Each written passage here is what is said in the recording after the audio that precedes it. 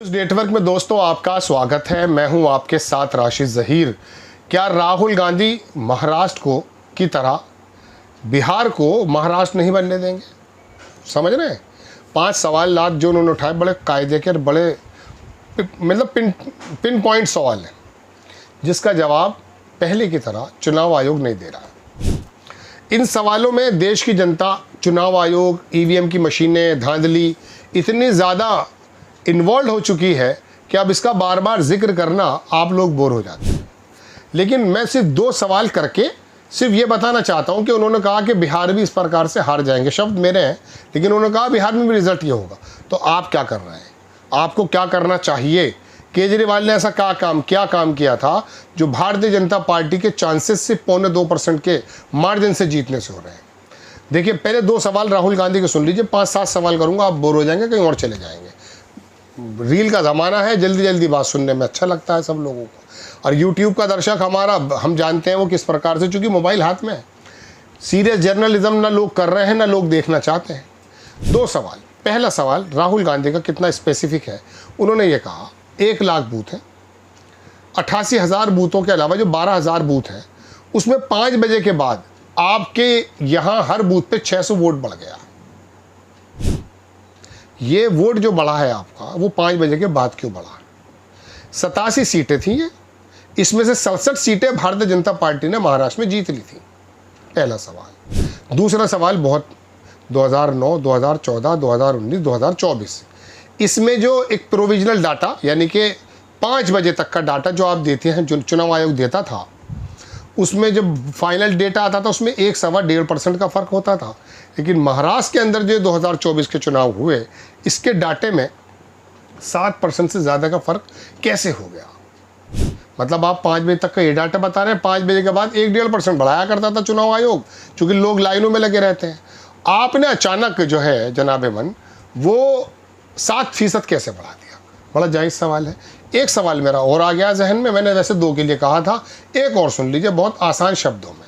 2019 से लेके 2014 से लेके 2019 के बीच में 31 लाख वोटर बढ़े महाराष्ट्र में 5 साल में। कितने? 31 लाख। 2014 से 2019 के बीच में। अब 2024 में लोकसभा के भी हुए, 2024 में विधानसभा के भी हुए, 6 महीने का डिफरेंस था, इसमें 41 लाख बढ़ गए।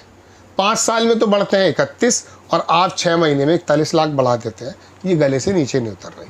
ये बेईमानी के पुलंदे जो पूरा देश देख रहा है, इसके बारे में लड़ाई कहाँ लड़ी जा सकती है?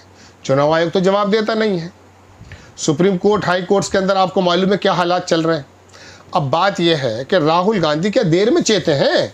जब दुनिया के तमाम लोग ईवीएम पर आवाज़ें उठा रहे हैं, देश के वोटर आवाज़ें उठा रहे हैं, और किसी हद तक मैं मानता हूँ कि विपक्षी लोगों ने भी, क्या कांग्रेस ने इतना ही साथ दिया था पहले? और आए हैं तो अब 5 सवाल करके फिर चुप बैठ जाएंगे क्या? नहीं, तैयारी करनी पड़ेगी। जिस तरह से केजरीवाल जगह जगह बैठ करके, संजय सिंह बैठ करके ये कहा करते थे कि देखिए ये रहा वोटर, ये नाम काट दिया गया, ये रहा झूठे वोटर, ये नाम बढ़ा दिए गए हैं। इनको वोटरों को वोटर लिस्ट से ख़त्म करने के लिए भारतीय जनता पार्टी का कार्यकर्ता ने अपने लेटर पैड पर जो है एप्लीकेशन दी है, हज़ारों लोगों को कटवा दिया है, तब जाकर के वो घाटा कम हुआ है। वरना कई हज़ार वोटों से हारते केजरीवाल की पार्टी, 0.25% से थोड़ी ना हारती, 10-15% से हारती। जब भारतीय जनता पार्टी का वोट इतना बढ़ जा रहा है, तो दोस्तों बात ये, राहुल गांधी, ये जो एसी का मामला है ना, ये जो ज़मीन पर आप हैं, अब आप आंदोलन पे आ जाइए। बिहार के अंदर वैसे भी कोई ज़्यादा पर कैपिटा इनकम तो बिहार की हमारे से भी कम है, मतलब बाकी भारतीयों से भी कम है। बेरोज़गारी के बहुत बुरे हालात हैं, उन्हें लगाइए इस काम पर। उन्होंने तो यात्रा में लगा करके, भगवा पहना करके जो है नारे लगवा दिए थे। आप कम से कम अपने कार्यकर्ताओं को सही काम पे लगाओ, पे बूथ पे खड़े हो जाओ, वोटर लिस्ट को चेक कर लो, जो घटा रहे हैं बढ़ा रहे हैं उस पर काम कर लो।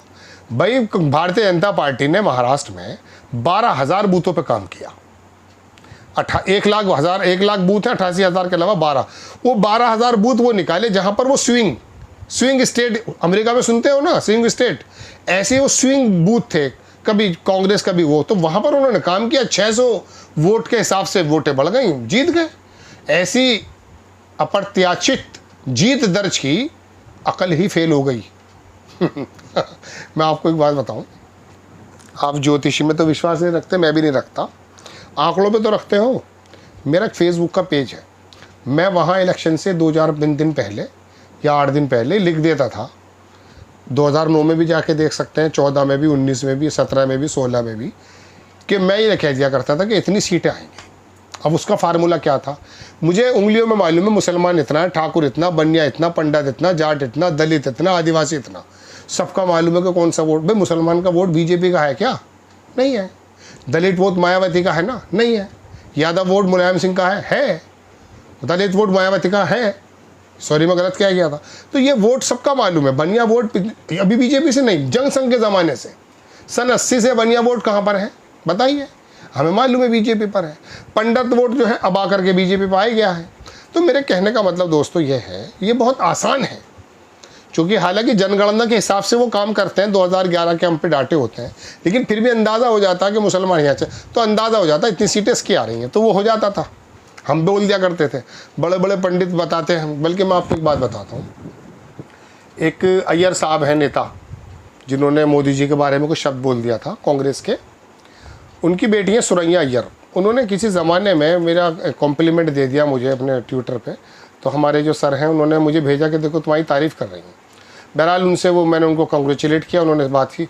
उन्होंने कहा कि जब अभी 2024 में राशिद जी, मेरे से फ़ोन पे बात चल रही थी, सुरैया अय्यर साहब की बेटी जो एविएशन मिनिस्टर भी थे किसी ज़माने में, तो उन्होंने कहा कि राशिद जब ये 1 तारीख में पूरा का पूरा वो आया जो जिसने शेयर बाज़ार को तबाह बर्बाद कर दिया था, 400 सीटें आ गई हैं, 550 आ गई हैं, 300 आ गई हैं, कह रहे बस उस वक्त तुम्हारी ये बात जो थी कि तुम अपनी बात पे अडिग थे, बस मुझे सहारा था कि ये आदमी ने कुछ बात कही है, तो मुझे लगा चलिए अच्छी, इतने बड़े बड़े लोग सुनते हैं भाई हमारी बात भी। खैर, तो बात यह है दोस्तों कि मैं इस बात पे कर ले, तो आपको सब मालूम है कौन सी वोट कहाँ जा रही है।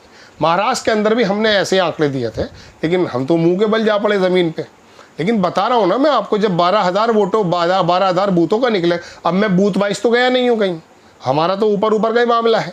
अच्छा, ज़मीन पे पता भी नहीं चल पाता, कौन से वोटर बता देगा आपको, बताओ कि मैं मोदी जी को दे रहा हूँ या मैं मुल्ला जी को दे रहा हूँ, पता ही नहीं उनका।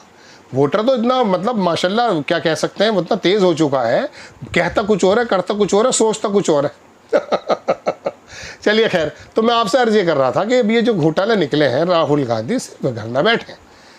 महाराष्ट्र, बिहार को महाराष्ट्र बनने से अगर बचाना है, पहले भी 10-12 सीटों का ही मामला था बिहार में, तेजस्वी यादव ने अकेली लड़ाई लड़ दी थी, वो तो 10-15 सीटों पे हेरफेर हो गया और मामला ख़राब हो गया, वरना वो बंदा जीत चुका था।